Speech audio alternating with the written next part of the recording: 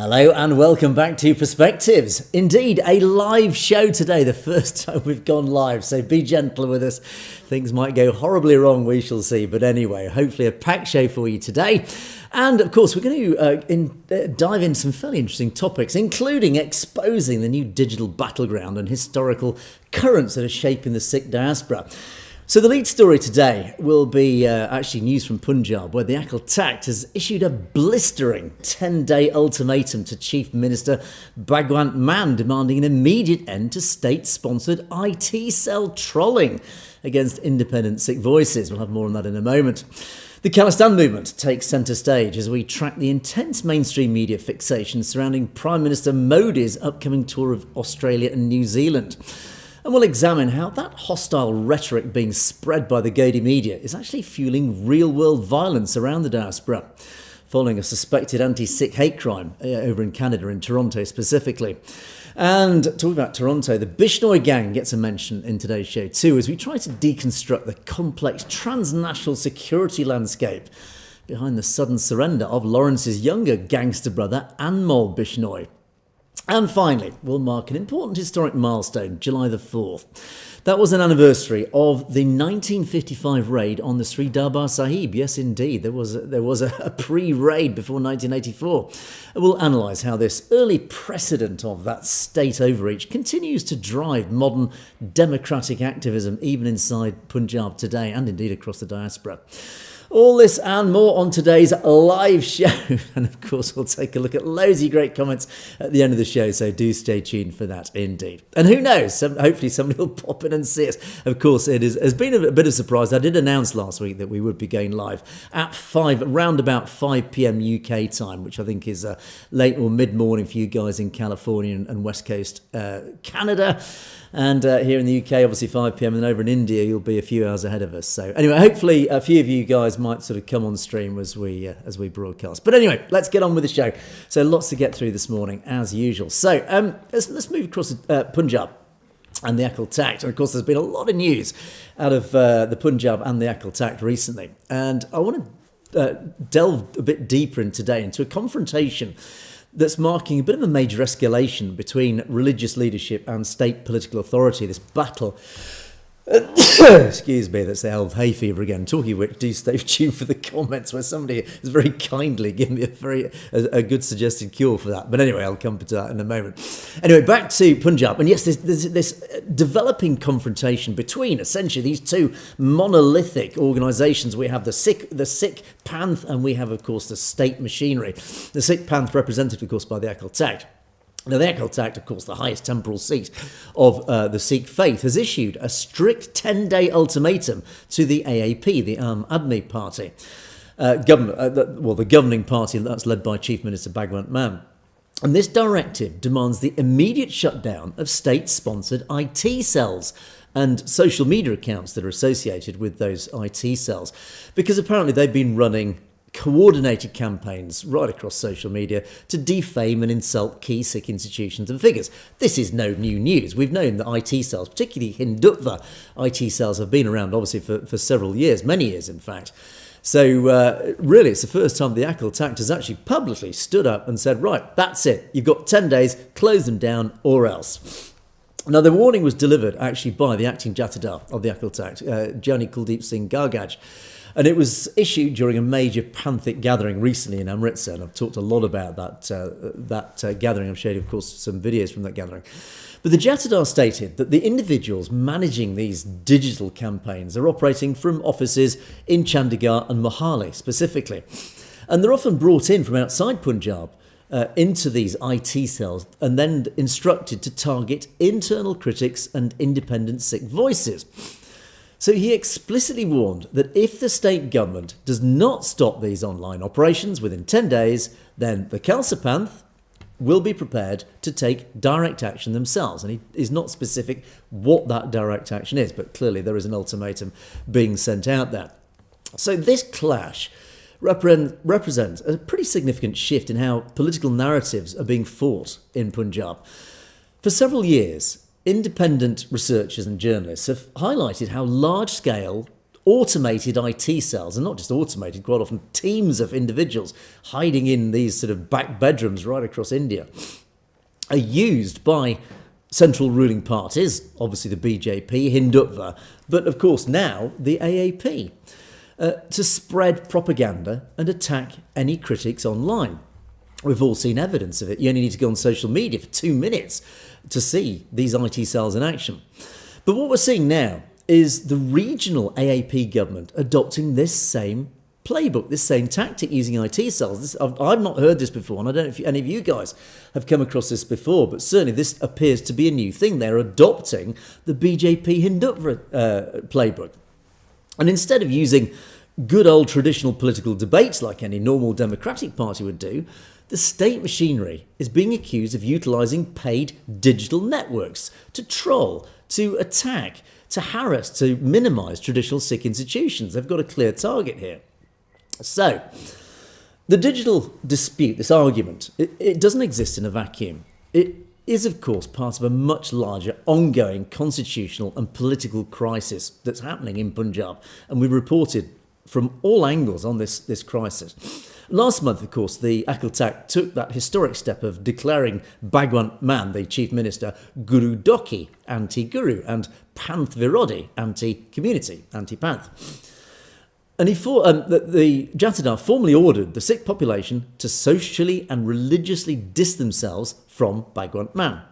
And that decision followed a pretty long-standing dispute over a video. It's a very controversial video. We don't know if it's genuine or not. He, of course, denies it, that it was genuine. I have to say, from a personal perspective, it didn't look to me genuine, but it doesn't matter. It's still out there. So he's trying to distance himself from that. But this has been the core, the nucleus of this argument that has caused Bhagwant Mann to then be labelled as anti-Guru. But it also sits alongside other serious concerns, how the state government is tending to handle sensitive religious matters. And again, we've talked a lot about many angles on this. And this confrontation particularly has extended directly into the Punjab Legislative Assembly.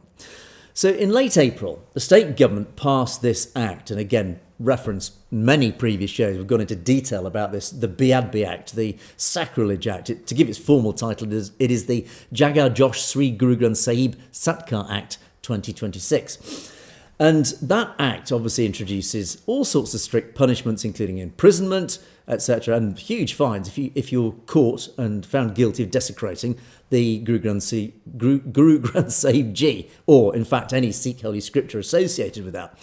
So, as we've said in the past, a law protecting the sacred scriptures, of course, on the surface, it appears to be a good thing. However, the Akal Takht, the SGPC, and all sorts of scholars and academics within the Sikh community who've actually read the Act and analysed it have said, look, no, this Act is state overreach. It is not a good thing. It just gifts too much power to the state. And particularly in the meeting a few days ago at the Akal Takht, when over 70 MLAs, these members of the Legislative Assembly, were summoned to kneel effectively before the Jatadar at the Akal Takht and that panel of 5 representatives of the Akal Takht. They were berated by the panel and they were interrogated, questioned. But essentially it was pointed out that the law, they had drafted and passed that law not only without consulting any Sikh clergy, most of them hadn't even read it, which in itself was absolutely outrageous. So, of course, that led to the political showdown on June the 29th, when, of course, they were then summoned before the Jatadar, essentially to explain themselves like naughty school children. So the legislators did eventually agree to review and amend the law within that 30-day ultimatum that the Jatadar issued. Said, you will essentially withdraw and redraft this law within 30 days. So they sort of went away with their tail between their legs. But it did, ultimately, that event clearly showed now how this balance of power is changing. And it is obviously shifting back towards the Sikh Panth, which is no bad thing. So it does, of course, then evoke this debate now that's starting to rage particularly across the Godi media, because, of course, they don't like this.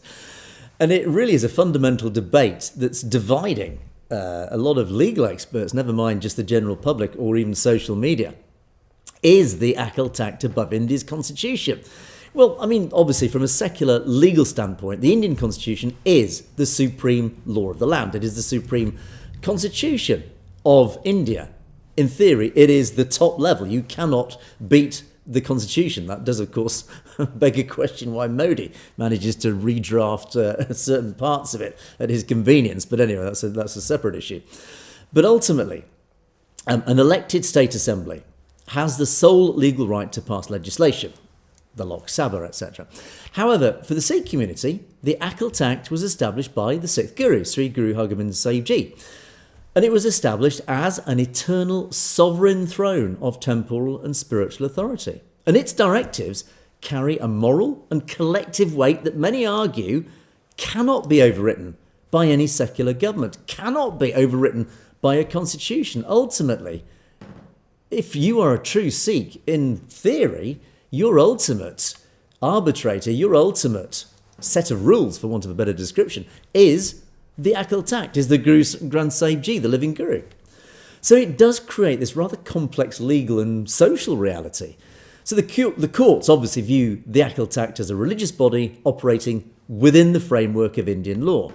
But millions of Sikhs globally see the Akal Takht's edicts as binding commands.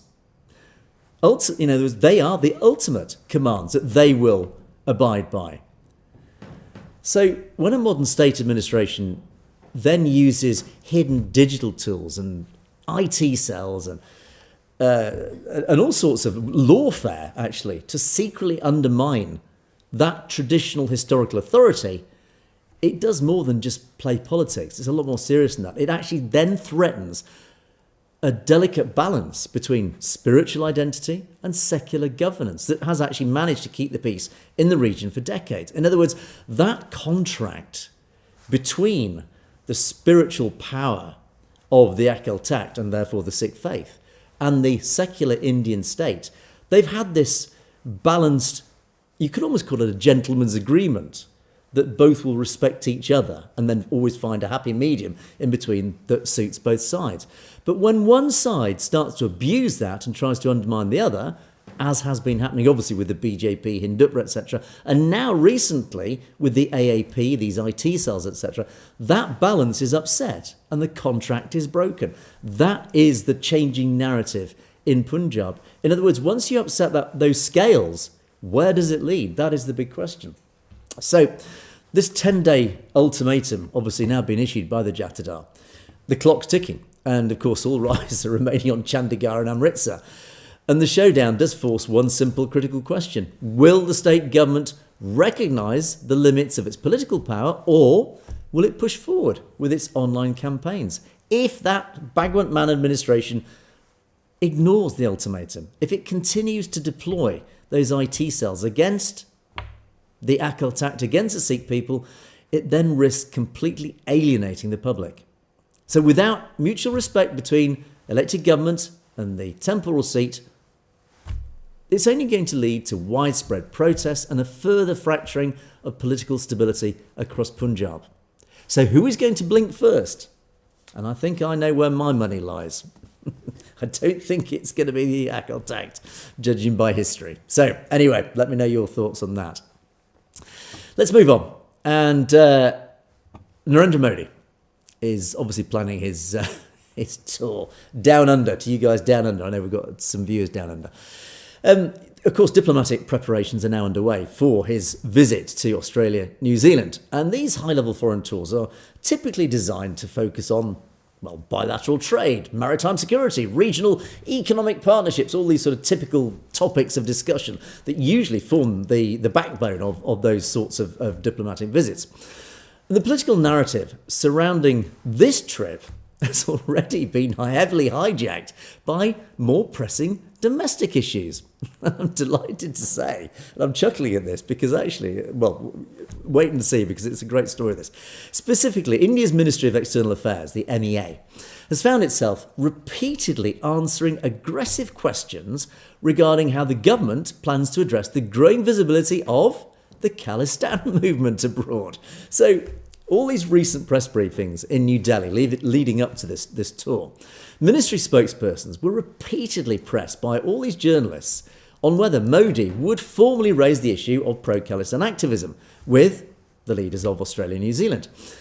And the official government response follows a pretty normal, predictable pattern, emphasising India expects foreign governments to respect its territorial integrity, blah, blah, blah. You know, I could write their responses. I could predict exactly what they would say. Of course, they're going to stand up and say, we dismiss wholeheartedly the Khalistan campaign. It is a threat to our nation, etc., etc., these terrorists, etc. So, and of course, yes, the responses did, of course, come back to that central argument they always trot out. It is the Khalistan movement is a threat to Indian security, as it always is their sort of state narrative. But all that aside, looking past all that standard diplomatic language, it actually reveals a highly important trend in how the Indian state and its mainstream media, the Godi media, approach global reporting now. What we're witnessing is a fascinating political paradox. Now, for years, pro-government news channels in India, the Godi media, have always attempted to portray the Khalistan movement as an isolated fringe movement. It's a fringe phenomenon with very little support, no political relevance. They've always dismissed it. But now, whenever a major state visit is announced, those same media outlets instantly, the first questions are usually to talk about the movement. It becomes the absolute top of the global news agenda.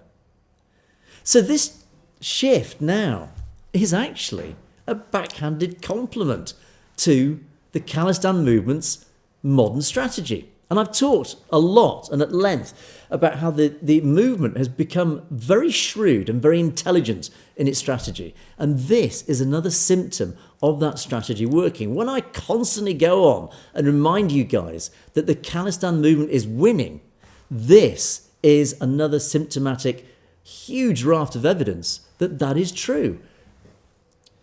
So, successfully organising all these peaceful democratic referendums, public rallies, consulate protests, you name it, right across the diaspora, whether it is Sydney, Melbourne or Auckland, particularly relevant to this visit, the diaspora has achieved a level of international political visibility that the Indian state now cannot ignore.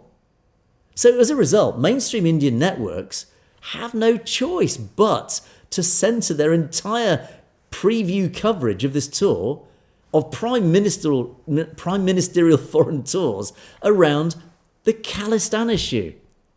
As they always say, there is no such thing as bad publicity.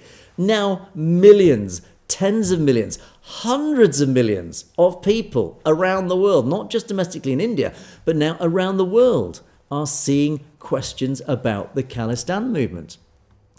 And this media strategy from the Godi media is not just about reporting the news. It is designed, obviously, to try and shape domestic public opinion back home in India, and focusing heavily on foreign protests and framing them as some sort of direct security threats. The media, the Godi media, is trying to create this narrative of national, I suppose you could call it, encirclement. But this narrative, in turn, is used to justify, of course, the increased security measures back in India. It's used to rally nationalist political support around the BJP government. Remember, Modi's government, the BJP, fought, particularly the last election, around this platform of Hindu nationalism, this extremist nationalistic platform. We're all Indians, and anything that is a threat to that, you must hate. They must be, therefore, terrorists. They're a threat to our security.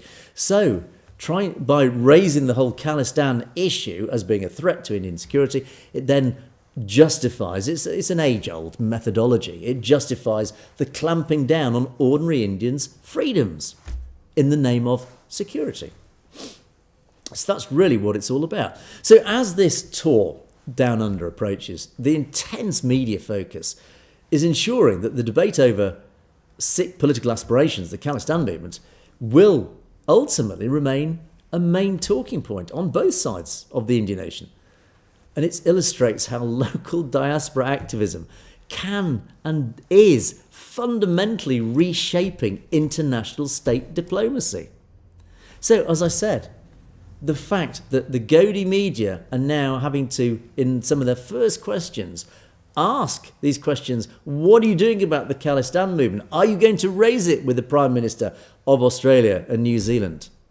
That is a massive compliment to the Khalistan movement, in that it is now being discussed globally at literally the highest levels. You cannot buy publicity like that.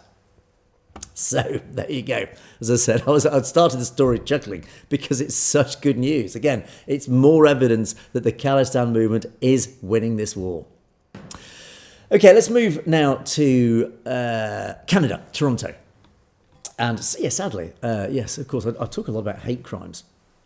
And of course, when the Godi media are always, bringing up this story of this threat to national security in India, of course, it does get broadcast internationally. And there are right-wingers who pick up on these stories, and they then themselves start to see, these Khalistanis are a bunch of terrorists, aren't they? So, of course, it does have direct real-world consequences, not just for the Khalistan movement, but, of course, for the whole Sikh community across the diaspora, and indeed anybody associated with the Sikh community.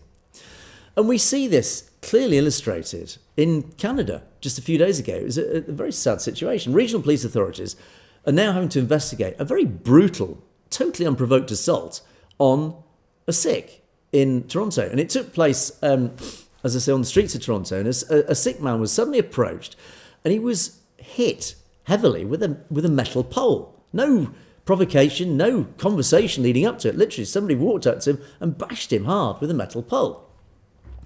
And according to police reports from the Toronto Police Service, the victim sustained significant physical injuries. So investigators are now treating the attack as racially and religiously motivated. In other words, it was black and white hate crime, simple as that. Local community organisations have expressed deep alarm, of course, over this incident, noting that it fits into this wider, measurable increase in public hostility and harassment that is directed at, of course, visibly identifiable Sikhs across North America. It's very easy to target Sikhs because, of course, due to the Articles of Faith, they stand out. The Death Star. It's an immediate target, isn't it? And, of course, sadly, as India tries to export its hate and its division, which it has done, to North America as an example, then, of course, ordinary Sikhs walking down the street then become victims of this growing hate crime. This is Hindutva in action.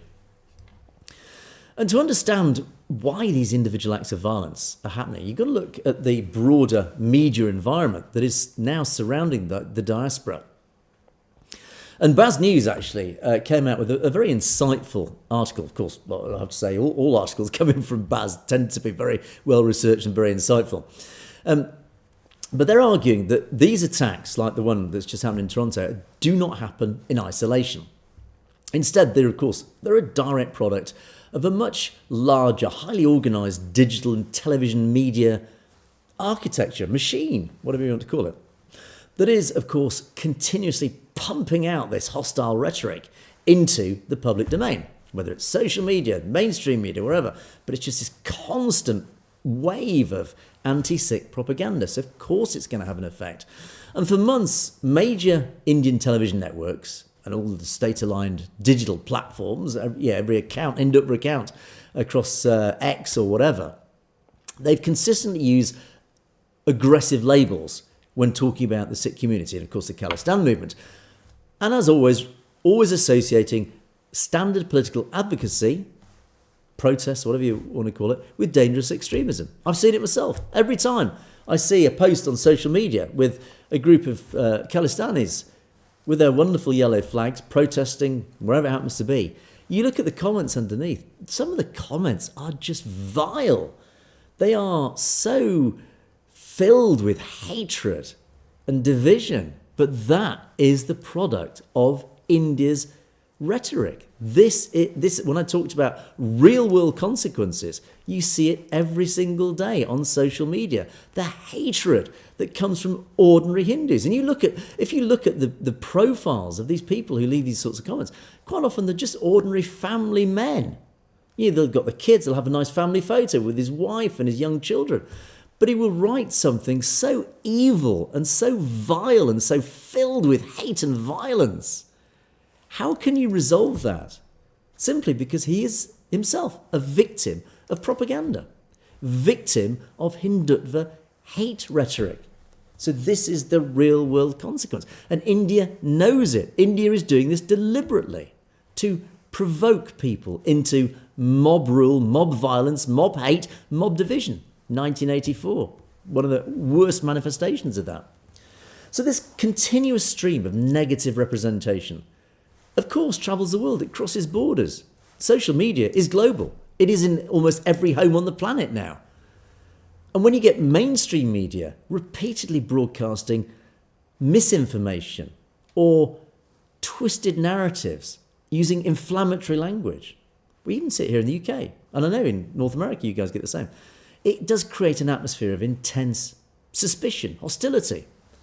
And the rhetoric isn't just consumed by domestic audiences, not just ordinary people, of course, it feeds into the nationalists, the right-wing extremists, those people who are quite happy to pick up iron bars and lay into innocent people walking down the street. So this media machine, this architecture that India has built, it removes any sort of distinction between peaceful political expression and argument, debate. You know, we can all have a peaceful debate about politics, and real world danger. And of course, if you're wearing a dastar, you're a target because the media propaganda has turned you into a target. And that Toronto assault just shows that this information warfare is no longer just about a battle of words. It's now evolved into a tangible, dangerous environment where the public are being incited by major media conglomerates into threatening the daily safety and basic civil liberties of a minority people across the world. It's evil. Hatred and division are the watchwords of Hindutva. And that's how they operated, and how they've always operated. Lawrence Bishnoi has a younger brother, Anmol Bishnoi. And yes, indeed, he's just hit the news. It's a very complex legal situation. And it's a security development happening within the Indian judicial system that actually has quite significant implications for security right across the diaspora. Anmol Bishnoi, he is this younger brother of Lawrence Bishnoi. As we all know, we talk about Lawrence periodically. He's serving a sentence in a jail cell in Gujarat, but he has been accused of overseeing this enormous empire, this enormous criminal empire across the diaspora, and has been used as a proxy for the Indian government to harass, intimidate, even murder Sikhs and Khalistanis overseas, amongst other proxy criminal activity. And he's been, Lawrence himself has been accused of all sorts of things, including a high-profile firing incident outside Salman Khan's Mumbai residence, etc., etc. Anyway, his younger brother, Anmol, has just been extradited from the US to India at the end of last year, but is now in Tihar jail in New Delhi under charges brought by the NIA, the National Investigation Agency, regarding organised crime, surprise, surprise, and terror gangster networking. So in other words, he's just followed his elder brother into that whole crime syndication. But his legal team have filed a special application before a Maharashtra Control of Organised Crime Act court, requesting a formal production warrant so he can voluntarily join the ongoing Mumbai trial. So what does this all mean? Now, this is the Mumbai trial related to Salman Khan's shooting. Now, on the surface, it just appears to be some sort of standard legal manoeuvre by a criminal defence team trying to resolve multiple outstanding cases, putting them all into one, and therefore avoiding any sort of prolonged separate detentions for all these separate crimes that he's accused of. However, there's a little bit more to it than that, if you dig a bit deeper. And people who've looked at this, researchers who've been monitoring this, and analysts, they've actually viewed this sudden move to negotiate this sort of formal surrender through a much wider geopolitical lens, because actually this move, this weird sort of legal move that his team have done, actually has a bigger picture impact. So over the past 2 years, Extensive investigations by the FBI in the US, the RCMP in Canada, so all these law enforcement agencies in North America. They've, of course, repeatedly linked the Bishnoi criminal syndicate to all sorts of operations. You know, these targeted extrajudicial killings, the illegal surveillance, transnational repression, you name it. I've talked about it regularly. But of course, it's always targeted against Sikh activists and Khalistan advocates right across North America. Now, intelligence reports have suggested that elements within the Indian state security system have also utilised this criminal network, the Bishnoi gang, as a proxy to then execute their covert operations overseas, allowing then, of course, the Indian state to have that line in the sand. They've got that plausible deniability. It wasn't us, it was the gang, it was the Bishnoi gang. Of course, again, we've talked about that regularly. But this context does actually raise critical questions. Why, then, a key member of this very same syndicate is suddenly seeking to consolidate his custody within the formal Indian prison system? What is it all about? Well, by entering a structured state trial for just a localised domestic crime, like that Salman Khan house shooting, the legal proceedings then effectively shield the individual, Bishnoi, from deeper international interrogation regarding global proxy criminality. And this development occurs alongside highly unusual claims by the Indian state prosecutors trying to link the Bishnoi gang with, indeed, groups like Baba Khalsa. I mean, what? So, on the one hand, this manoeuvre by his legal team essentially has locked out international investigators from linking him to the wider picture of transnational repression. It stopped the FBI, RCMP from investigating India's transnational repression because India have now secured him under this little domestic case. Saying, no, we're trying him. India's trying him now for this case. You now have no access to him. You see the legal block that India has inserted to prevent international scrutiny and interrogation and investigation of Anmol Bishnoi, and of course then the Bishnoi gang. But, as I said, they've also managed to link in the stories, in the public narrative, obviously coming from the Godi media and in turn from the Indian state.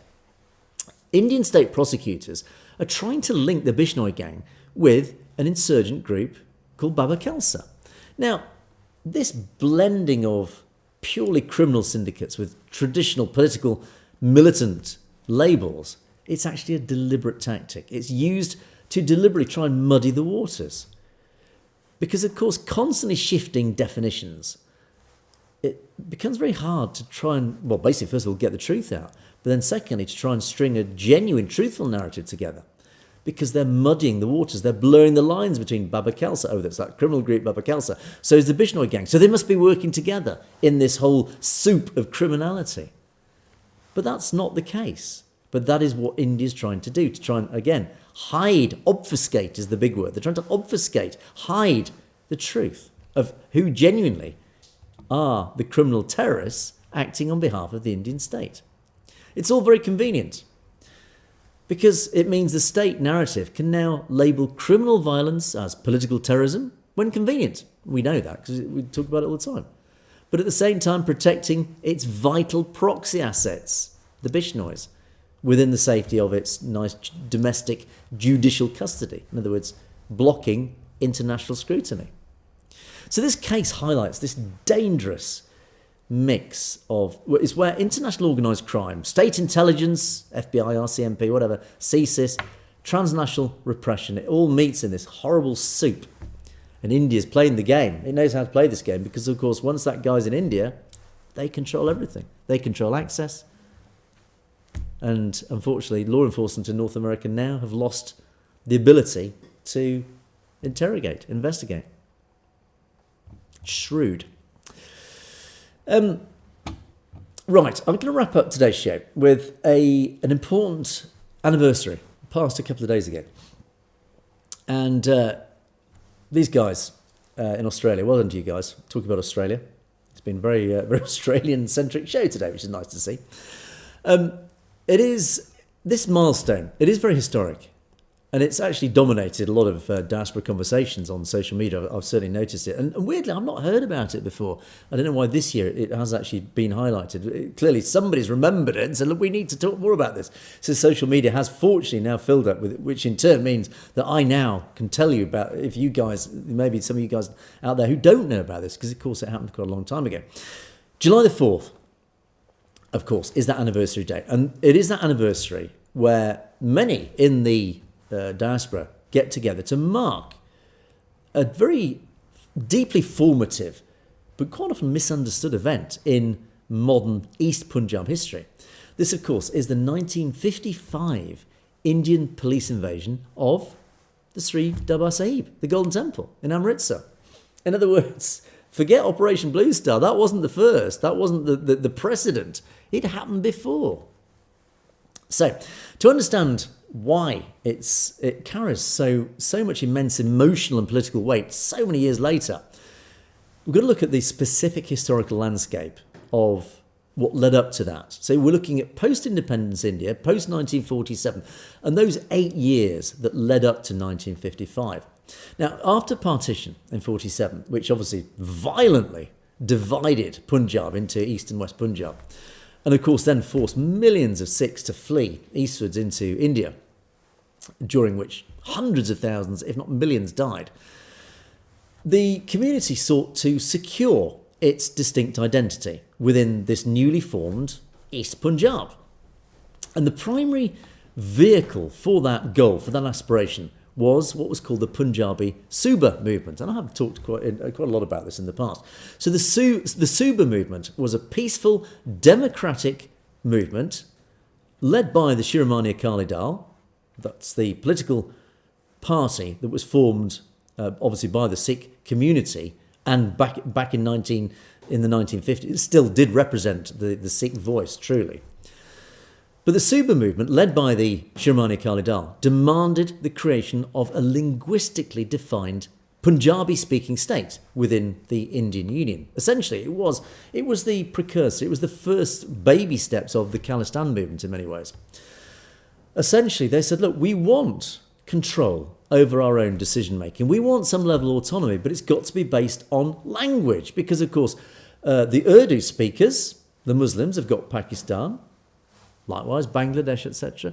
Well, actually, this is pre-Bangladesh, of course, so that's not right. But ultimately, there was this perfectly legitimate democratic argument that we, the Punjabi speakers, should therefore have our own autonomous region because we are the majority language.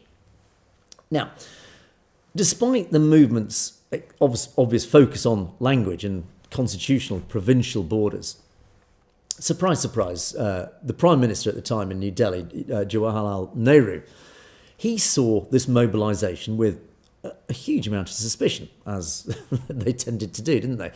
And the state apparatus, obviously, as always, influenced by nationalist groups who actively encouraged Punjabi Hindus, apparently, to falsely declare Hindi as their mother tongue whenever it came to any census, trying to distort the census data. Basically, people lied, said their primary language was Hindu. So the government therefore interpreted the demand for a Punjabi-speaking province as some sort of hidden attempt to establish a Sikh majority territory, which actually in many ways actually probably was, to be frank. But of course, that then provoked the Delhi government, who have always, historically, traditionally, always rejected that concept. So the political tension reached breaking point in the spring of that year, 1955. And fearing this total loss of control, particularly loss of the narrative, the chief minister at the time of Punjab, a guy called Bhim Sen Satya, he issued a sweeping ban on April the 6th, outlawing the public utterance of political slogans associated with the Suba movement. So there were totally peaceful slogans like Punjabi Suba Ama Rahe. Hopefully I pronounced that right. A completely peaceful democratic slogan. If you shouted that in public, it was categorised as a threat to public order. You were a criminal. So of course, we take for granted here in the West, we can shout out basically within reason whatever we want. particularly if it's a political statement. But you do that in 1955 spring in Punjab, you get locked up. So, of course, unsurprisingly, in direct response to that outrageous restriction on free speech, the Akal Dal launched a peaceful, non-violent protest campaign. And that started on May the 10th. And in fact, Master Tara Singh, a gentleman that we have talked about recently, he led a lot of these protests. And volunteers and these protesters regularly gathered at the Akal Takht to then pray outside the Akal Takht, and then went on to walk outside the complex gates to then deliberately raise banned slogans on the banners, shout and chant those banners in a peaceful protest, and dared the police authorities to arrest them. I'm talking about brave, but as I've often said, Sikhs are made of stern stuff. And of course, as the weeks progressed, the state government then decided, right, we will repress this mass agitation with, as usual, a heavy hand, brute force. It's the Indian government, after all. I'd be disappointed otherwise.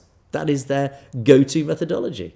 If they don't like something, they wade in with an iron fist, with brute force, with violence, oppression, persecution. Over 12,000 peaceful demonstrators were then arrested across Punjab in less than 2 months.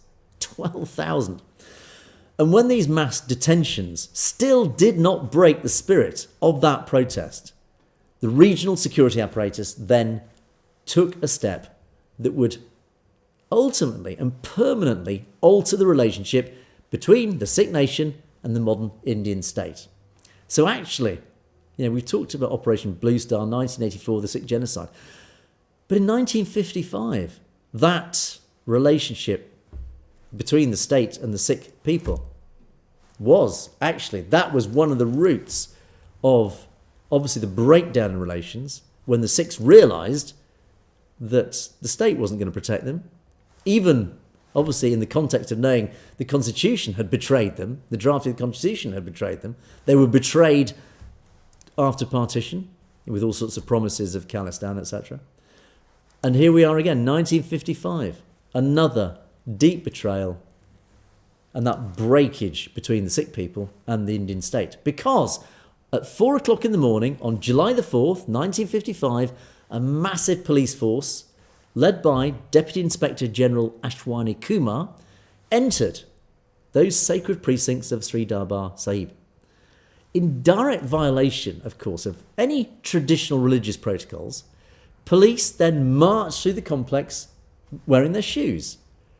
The security forces then moved rapidly all around the complex, shut down the community kitchen, halted the preparation of Guru Ramdas Langar, confiscated sacred cooking utensils. I mean, it was deeply offensive. It was so insensitive. And head priests, senior administrators were then arrested inside the quarters, and then the offices of the SGPC and the Akal Dal were then raided aggressively. And you can see some pictures here, actually, which I'm just flashing up for you, of this is them wading in. And most critically, during that day-long operation, and some more pictures there for you to have a look at, police then started firing tear gas directly into the parikrama, that ring around the pool in the middle. And of course, that tear gas then started blinding and hurting. Seriously, I've been subject to tear gas through military experience. It's awful. It's a horrible thing. And of course, disrupted prayers that were actually happening at the time as well. And the main entrance to the Golden Temple was sealed, and a military flag march was then conducted through the surrounding streets around Amritsar to project total state dominance over the population. In other words, it was sending a very strong message out to the population. So, yes, it wasn't as brutal as Operation Blue Star, but this was the precursor. This was so deeply offensive, but it was symbolic. It's the Indian state just proving everything that we have always said, that it cannot act democratically or peacefully. At any sign of trouble from the Sikhs, it just sends in brute force. Anyway, so the Indian state tried to symbolise that July the 4th raid as some sort of decisive display of force that would then permanently silence the Khalistan movement or the separatist movement, the Suba movement particularly at the time. The reality actually was totally the opposite, as I've often said about Blue Star and now, of course, 1955. It's had the opposite effect of what they intended. That desecration of the sacred complex, unsurprisingly, it sent shockwaves through the global community, drastically accelerating that scale of support for an independence of Punjab, but particularly for the Sikh people. So within the first week after the raid, an additional 8,000 volunteers rushed to Amritsar to say, arrest us then. Go on. So recognising that this ridiculously, overly brutal, heavy-handed response had totally backfired, the Chief Minister, Satya, he was enforced to lift that slogan ban on July the 12th. And then later took an unprecedented step of actually visiting the Golden Temple to apologise to the Sikh clergy. But ultimately, yeah, I mean, great. You know, it was an ultimate victory for the Sikhs at the time. But really, the implications of it are much more serious and obviously much more far-reaching, because the structural damage to the community's trust in the Indian state was permanent. That's it. You know, once you enact something like that, that contract, I often talk about this contract between the state and the Sikh people, is broken again, permanently. So in today's lens, this precedent in 1955 is vital because it completely refutes any sort of Indian narrative that's broadcast by the Gaudiya media, where the deployment of armed state forces inside the Golden Temple is presented exclusively as some sort of tragic, isolated necessity associated with Blue Star in 1984. It was to suppress these wretched terrorists. You know, that's their narrative. But the state narrative continually frames Blue Star as a unique response to a modern armed militancy. But that is not the case, because they did it before. They set the precedent before. Brute force, not democracy. Brute force against a peaceful, democratic protest that had outlawed the shouting of slogans. And India calls itself a democracy. It's a joke. And allow me actually to old Gupta Singh Panay. 4 July 1955. I'll just give you a few seconds of that. But basically, even Gupta Singh Panay, he's been on the case, of course. Because groups like Sikhs for Justice have obviously emphasised in their recent campaigns that the events of 1955 prove that the state's willingness to deploy brute force and military force inside sacred spaces, arrest leaderships, violate religious sovereignty, actually was established not in 1984, but only 8 years after independence. And it occurred during a completely peaceful, unarmed, constitutionally permitted linguistic civil rights struggle. So this continuity of state behaviour explains why this anniversary is so important, and it's such a potent tool for modern political mobilisation, particularly across the international diaspora. When large-scale public demonstrations lots of demonstrations have been organised around the diaspora, and I think I showed you at the beginning. Oh yeah, here we go. Yeah,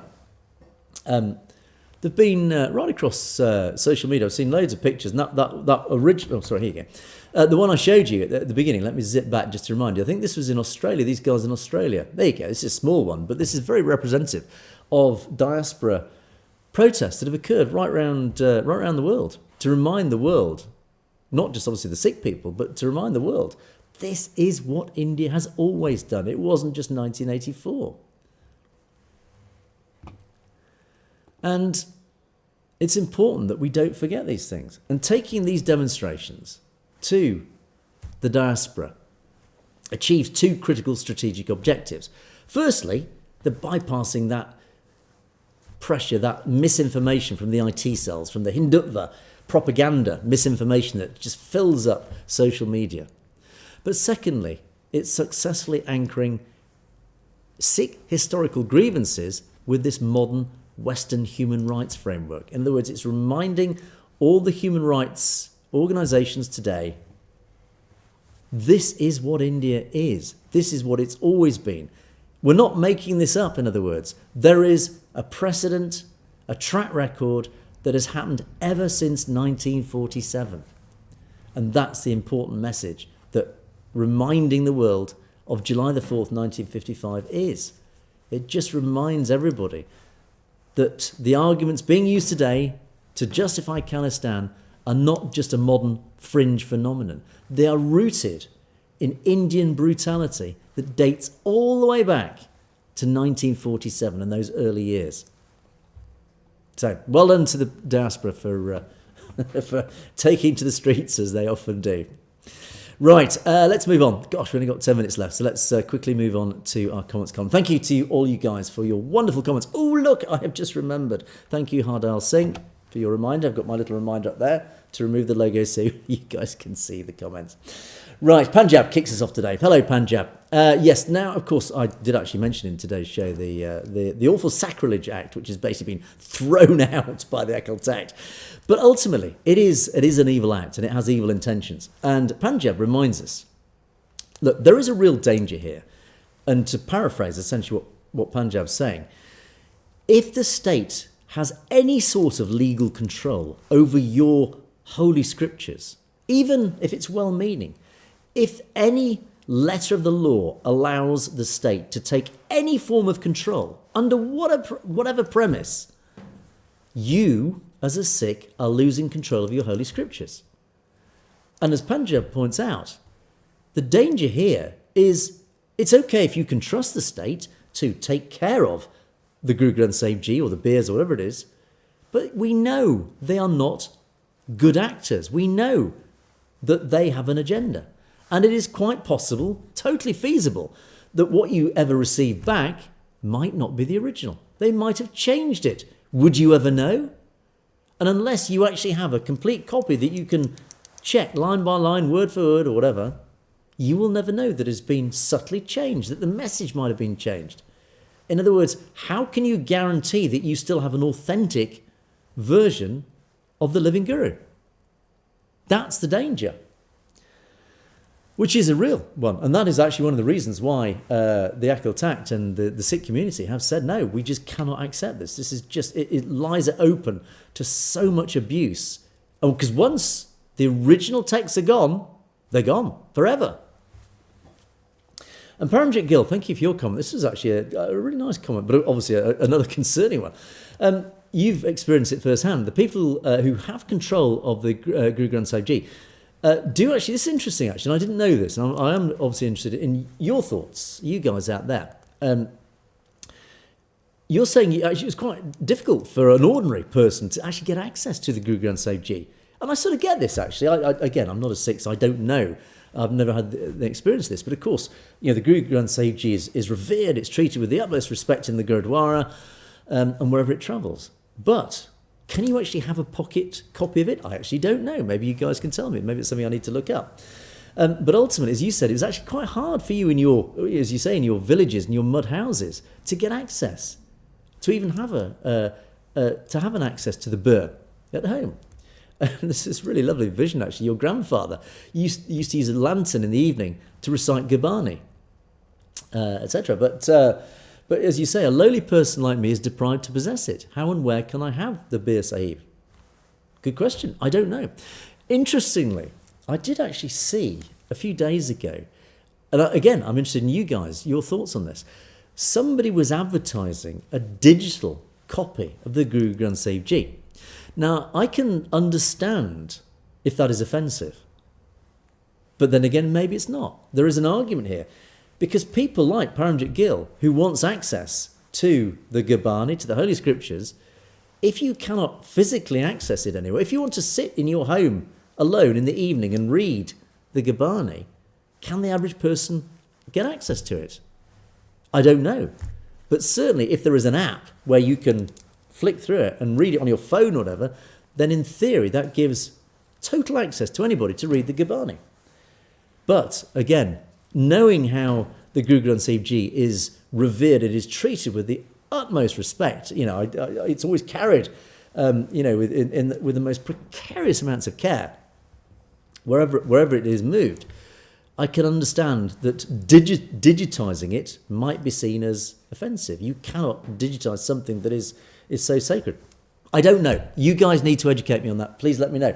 But as I say, I can understand an argument for it, but I can understand an argument against it. Let me know.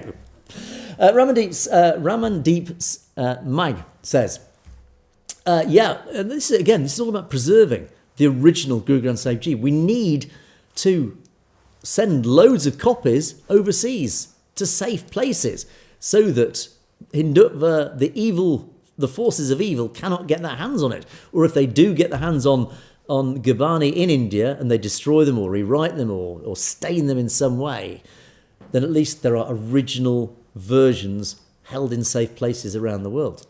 Let's hope so. I don't know, but yeah, it's a good suggestion. Now, this is an interesting comment. Devinder Rowley says, look, actually, and this isn't just specific, this argument isn't just specific to the Sikh faith. It's equally relevant, probably, to almost every other faith, I think, apart from Islam. But anyway, the discussion here from Devinder Rowley is, look, because there's been so many versions, translations, whatever, of the Gurbani, of the Guru Granth Sahib Ji, it's gone through all sorts of different iterations, that actually it is filled with errors. How do we know that what we're reading now are the original words of the Gurus? What has happened in truth in Sikhi? Let's not blame the Hindus. Yeah, in other words, the Sikh community have an equal layer of guilt in this than outside forces, because whether well-meaning or otherwise, of course, and this, as I said, this has happened in Christianity, I know, with the Bible. There's been all sorts of versions. The King James version, one of the kings, was it Henry VIII or something? Anyway, all these throughout history, the Bible has been translated countless times. There's all sorts of different versions. Even in my lifetime, I've seen different versions of what's called the Lord's Prayer. I mean, the Lord's Prayer today, which is our standard Christian prayer that is said just about everywhere, the words are almost totally different to what I was taught as a child. That's just in my relatively short lifetime. So you go back centuries, all these holy scriptures can get distorted and changed without people realising. And centuries later, you would never know. So that's the argument. It's a fascinating argument, actually. So thank you, Devinder, for that discussion on that. And I mentioned Islam. I understood, because I've actually done a lot of work for the Islamic community. I've even translated, I've read out the audiobook of the Quran in English, the English translation of the Quran. So I'm one of the very few white people who've actually read the Quran. In fact, I know many Muslims who haven't actually read the whole Quran. But anyway, but I do know in that process, and I was told, and I don't know if this is true, but the Quran is the actual original words from the day it was written.